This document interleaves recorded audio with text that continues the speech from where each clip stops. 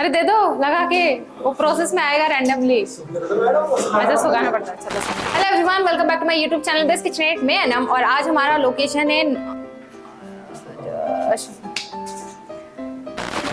तो इसी तरह के डार्क कलरफुल, क्या बोल रहे कट कर दो, ठीक है स्टार्ट।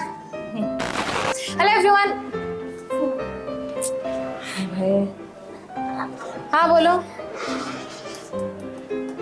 हेलो, ले तो लिया फाइनली। अभी हम इसको वार्डरोब को देखकर हमेशा यही बोलेंगे वाओ व्हाट अ वार्डरोब, काश ऐसा कॉम्बिनेशन हमें भी पहले पता रहता।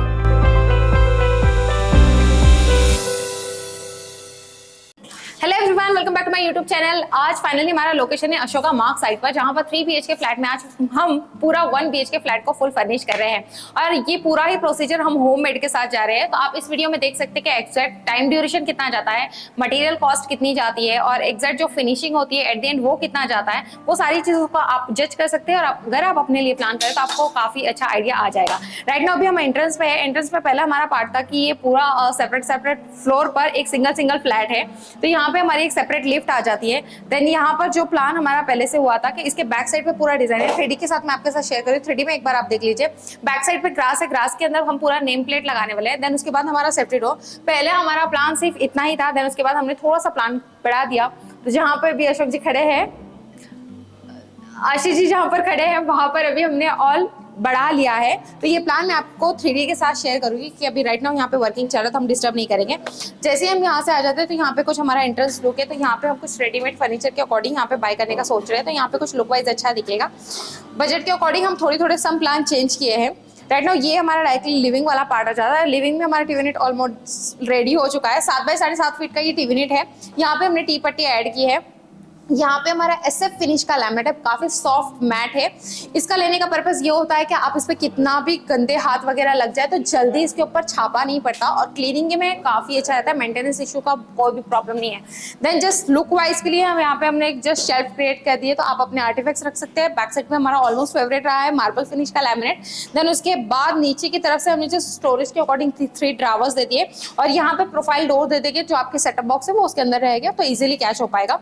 और यहाँ पे हमने स्पीकर के लिए कुछ प्रोविजन कर दिया है और बैक साइड से उसका पॉइंट भी ओपन कर दिया है। तो यहाँ पे जस्ट आप स्पीकर रख सकते हैं। देन यहाँ पे हमारे सारे स्विच पॉइंट्स आ जाएंगे। तो ये लुक वाइज कुछ इस तरह का हमारा यूनिट ऑर्गेनाइज हो गया। यहाँ पे हम लोग डाइनिंग टेबल प्लान कर रहे हैं। तो डाइनिंग टेबल हम रेडीमेड लेकर आएगा, डायरेक्टली यहाँ पर रहेगा। और ऊपर जस्ट लुक वाइज के लिए हमने कुछ इस तरह का फ्रेम रेडी किया है। फ्रेम के बैक ऊपर की साइज बता दो तो 100 इंच बाय 3 फीट के करीब इसका पूरा साइज जा रहा है, मतलब 38-39 इंचेस के अकॉर्डिंग ऐसा पूरा ये साइज क्रिएट हो गया है। इसमें 2 कॉम्बिनेशन हमने क्रिएट किया। सबसे पहले पैनल फिनिशिंग दे दिया, देन उसके बाद हमने ग्लास विथ लैमिनेट का कॉम्बिनेशन क्रिएट किया है। तो अभी लाइट पॉइंट तो नहीं है यहाँ पर। जैसे ही लाइट क्रिएट होगी तो इसके मैं कुछ शॉर्ट्स आपके साथ इंस्टा पे शेयर करूंगी। तो बहुत सारे लोग होते हैं जो फुल वीडियो नहीं देख पाते, तो इंस्टा पे आप जाकर डायरेक्टली फॉलो कर सकते हैं। वहाँ पे काफी छोटे शॉर्ट्स में आप बहुत सारी चीजों को टूर कर सकते हैं। तो ये हमारा डाइनिंग वाला पार्ट हो गया। देन वहाँ पर हम लोगों ने कैबिनेट प्लान किया था, बट वो हम लोगों ने भी राइट नाउ कैंसिल कर दिया है। यहाँ से जैसे हम अंदर की तरफ आते हैं तो ये हमारा जस्ट ड्राई बालकनी एरिया है और यहाँ पे हमारा किचन ट्रॉली आता है। किचन ट्रॉली हम एल शेप में कवर अप कर रहे हैं। इसका पूरा 3D आप देख लीजिए। जब आ जाएगा तो मैं आपको कट टू कट एक्सप्लेन कर दूंगी। यहाँ पे आरओ का प्लान है। यहाँ पे मटके के लिए हमने सारी प्रोविजन करके रखी ताकि आरओ से पानी डायरेक्टली मटके में जाएगा। देन उसके बाद हम नॉर्मल कोल्ड वाटर ले सकते हैं। यहाँ पर राइट नाउ कुकिंग हम यहाँ पर करने वाले हैं। तो कुकिंग का हमने इस तरह से प्लान किया है, जब फ्यूचर में अगर हम प्लान करेंगे तो आउटलेट डायरेक्ट यहाँ से निकाल के यहाँ पे कंफर्टेबल रहेगा एक्सेस करने के लिए। और यहाँ पे हमने पूरा क्रॉकरी वाला एरिया कर दिया। तो यहाँ पे ब्लैक टिंटेड के डोर है और ऊपर साइड पे पूरा लॉफ्ट। होममेड में एक चीज क्या पॉसिबल हो जाती है कि अगर इस तरह का पिलर जस्ट 4 या 5 इंच का फेस होता है आपको, तो वो होममेड में आप कवर अप कर सकते हैं। मॉड्यूलर के अंदर फिर वो आपको गैप्स आ जाते हैं। तो ये हो गया कवर अप। अब हम जाएंगे पीछे के बेडरूम में। यहाँ पे कॉमन वॉशरूम आ गया है। देन उसके बाद ये एक बेडरूम है। बेडरूम में ऐसा है कि जो हमारे क्लाइंट है उनका एग्जिस्टिंग बहुत सारा फर्नीचर है, तो हम थोड़ा फर्नीचर कुछ अलग अलग बेडरूम में यूटिलाइज करने वाले हैं। तो मैं अगर लुक वाइज करूँ तो यहाँ पे हमने बहुत प्यारा सा मंदिर ऑर्गेनाइज कर दिया। और यहाँ पे आप 3D प्लान देख सकते हैं।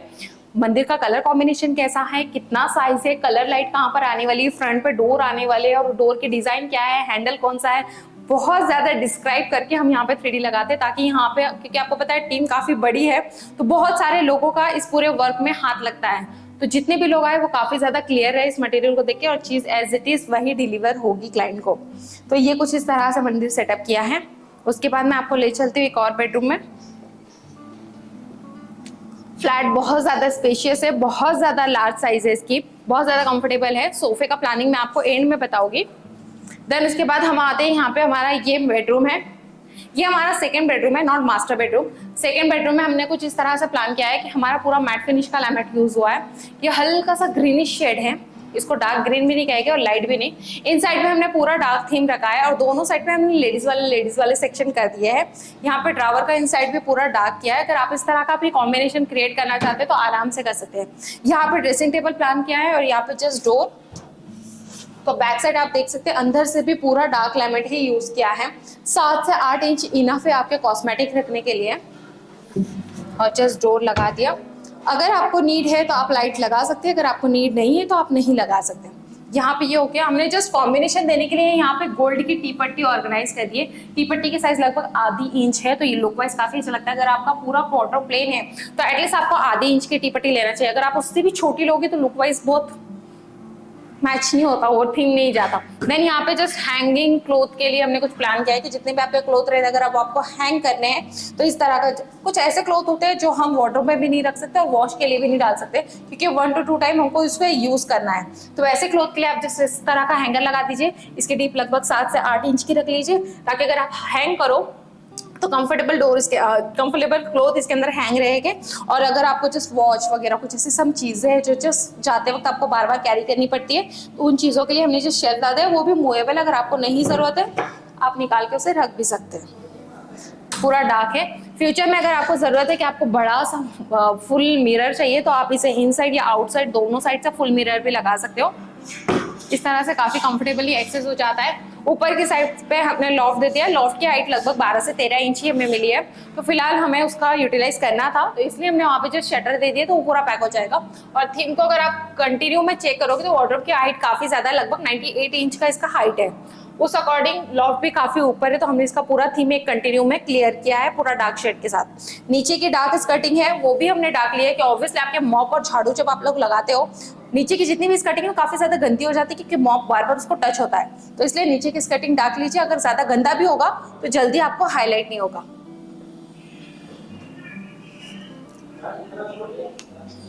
अब फाइनली हम सोफे की बात करेंगे। टीवी यूनिट हमारा इस सेक्शन में था। मोस्टली बहुत ज्यादा लोग कंफ्यूज हो जाते हैं कि अगर आपका बालकनी का डोर इस साइड पे और टीवी यूनिट इस साइड पे, तो जो लाइट है वो टीवी के अंदर रिफ्लेक्ट करेगा आपको। लेकिन अगर आप फुल कर्टन या पैनलिंग का प्लान करते हैं तो ये आपको काफी ज्यादा कंफर्टेबल रहेगा, क्योंकि टीवी यूनिट को अगर आप इस दिशा में लेते थे तो ऑब्वियसली फिर आपका डाइनिंग मिस हो जाता था, आपका सिटिंग पूरा डिस्टर्ब हो जाता था। तो हमने ये डिसाइड कर लिया था कि हम टीवी यूनिट इसी पोजीशन में देंगे, डाइनिंग इस पोजीशन में एंड सिटिंग इस पोजीशन में देंगे, ताकि अगर घर में ज्यादा मेंबर भी आ जाएगा तो जो मिडिल का हमें स्पेस रहेगा वो वॉकिंग के लिए और जस्ट एंजॉयमेंट के लिए काफी कंफर्टेबल रहेगा। तो यहाँ पे हमने एल शेप का सोफा प्लान कर लिया है जो कि फुल कुशन के साथ जाएगा।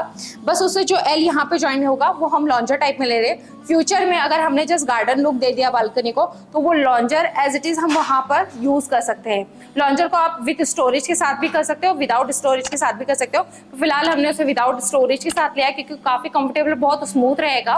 तो जब वो यहाँ पर शिफ्ट हो जाएगा तो वो वीडियो भी मैं आपके साथ शेयर करूंगी। तो फाइनली 3 BHK टूर में हमने 1 BHK फुल फर्निश किया है। अगर आप इसी बड़े वीडियो को जो शॉर्ट में देखना चाहते हैं तो आप इंस्टा पे मुझे फॉलो कर सकते हैं। तो इसी वीडियो को और इसी तरह के और इन्फॉर्मेटिव वीडियो को देखने के लिए चैनल को सब्सक्राइब कर लीजिए और नोटिफिकेशन बेल आइकन को ऑल पर क्लिक रख लीजिए, ताकि हर आने वाले नए एपिसोड्स आपको टाइम पर मिलते रहेंगे। मिलते हैं अगले नए एपिसोड के साथ, तब तक के लिए बाय बाय।